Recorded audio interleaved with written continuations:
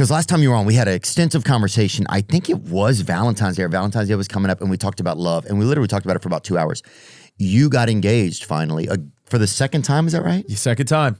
Okay. First time we did it, it was like, because we had a baby so quick, and I wanted to do it, but it was really just Catholic guilt wanting to do it, and then we split up for a while, and that's what happens sometimes. You split up with someone, and then you kind of realize what you got. You know that saying, you don't know what you got till it's gone. It's gone. And then so that's what Jazz and I have been together now for 11, 12 years, and we're getting engaged because we got we got kids, we got 3 kids. Yeah, and you're a family now. We're a family now, and I said, what, you have 3 kids or 2 kids? 2 biological and one extra kid. One extra kid, right? Do you believe? How does love change over time for you guys? How has it changed? Well, I realize that it's not a feeling; it's an action. That's how it's evolved.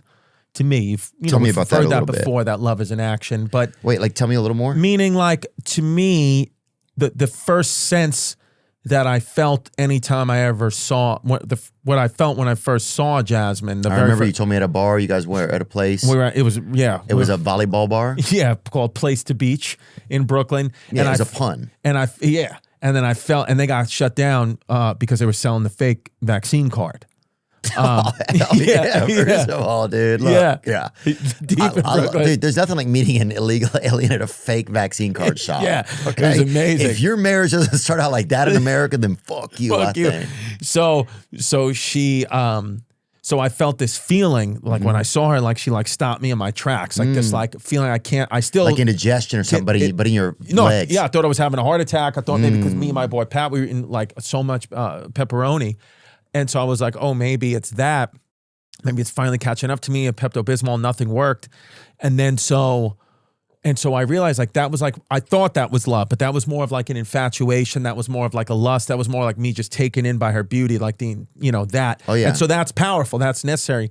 And then I went through with that feeling for years thinking that was love. And then we would have all these problems and I was always looking for something else. I was always pushing her away. Then I'd get closer. She'd push me away and all these things. And I realized these are just that wasn't love. Love to me was in action. What I realized was all these years later that the real love was her and I coming back together after, a big fight, her showing me so much loyalty, me showing her loyalty, her being there for me when the things were not going well for me. All those things that's the love, the action. Love is an action. And I see her do that for me because I used to think that she, I would always be searching in my brain, being a bit of a perfectionist as we all are. I think in comedy, we always want everything to go right. I would always say, oh, she's not perfect.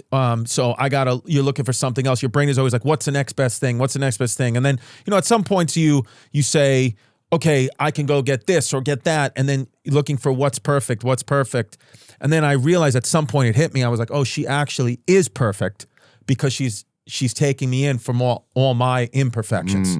She's understanding how imperfect I am and still accepting me anyway. So that is someone who's perfect because a lot of people wouldn't do that. A lot of people would have just thrown me to the side by now and been like, hey, figure it out. Because she knows I love my kids. She knows I'm always going to take care of her. Right. So it wasn't about the money. It wasn't about, oh, I need a man in my life. It's about specifically me. She's taking me in for my imperfections. So for me, that makes her perfect to me. And after all these years, I've realized that all that and the action of love and what we have with our children and building a family, there's nothing, your life is happening right now. And I have a perfect life right now. And I don't live in the zero-sum game anymore. It used to be, if my career was down, I'd be unhappy. If I wasn't feeling if I was feeling out of shape, I'd be unhappy. One thing could make it all unhappy because I was playing zero sum. It's either all or nothing. I don't do that anymore. I'll say some things in my life are up and downs. Everybody's life. It's all in flux. How were you able to adjust that? Was there something that happened that made you sort of see that? Because that's pretty powerful to hear about, man. Because I think I've certainly had that.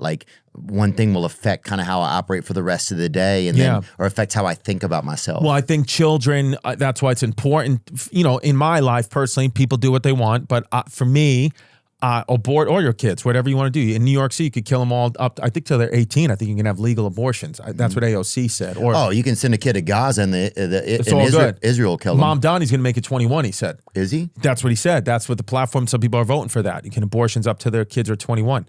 So, but what I felt like, how I learned all that is literally just by like listening to my kids and watching what my kids kind of want from me and expect from me. And I realized that, you could spend your whole life thinking about, what's going to happen tomorrow? Always being, there's something's better on the horizon. You can spend your whole life and then your whole life goes by. So I realized to like be in nothing's better to me. Like what's better than, a Lamborghini or selling out a world tour or having sex with the hottest girls, like, just sitting in the grass with your kids like that. And it's not for everybody. And also at times it's not even for me. At times I'm sitting in the grass with my kids. I'm like, this sucks. I want to go drive in a Lamborghini. But it's not a zero-sum game. Exactly. But those moments that I do have when I am fully locked in, I'm always chasing that. If I'm chasing one thing, I'm always chasing that with these. I've had feeling throughout my life of being locked in with my family.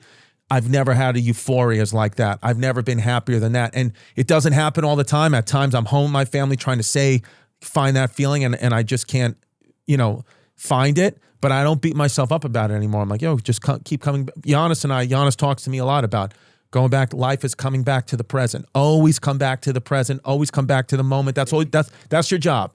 Come back to the moment as much as you can throughout the day. Come back to the moment because it's all happening now. I try to be where my feet are. Like there was a time when I was talking to you the last time we spoke about love and on Valentine's Day, half of my brain was with you and then half of my brain was probably back home at my kids or, what I was doing after that or my show. But now I'm fully locked in just with you. That's one thing I have definitely can feel I've gotten better. I'm where my feet are. I'm fully with you right now. And then when I leave, I'll fully be with the driver, and then when I speak to my family, I'll fully be with them. You know what I mean? And then I'll fully be with an Asian dude in the bathroom at BNA Airport, baby. Right? Because got Viet Cong. The Viet Cong's getting me. I got those camera shoes. Yeah. So that's how I feel. I don't know if I've explained it correctly. Round trip to Saigon. Yeah, Guantanamo Bay. So I don't know if I explained it right. But no, I think you did. That's what it is. Well, I think it's funny you said when you say something that it's like, I let my mind I'll have a thought and then my mind will multiply it. Right. Kind of. Yeah. I'll have a feeling or one bad thing will happen, something that's not my favorite.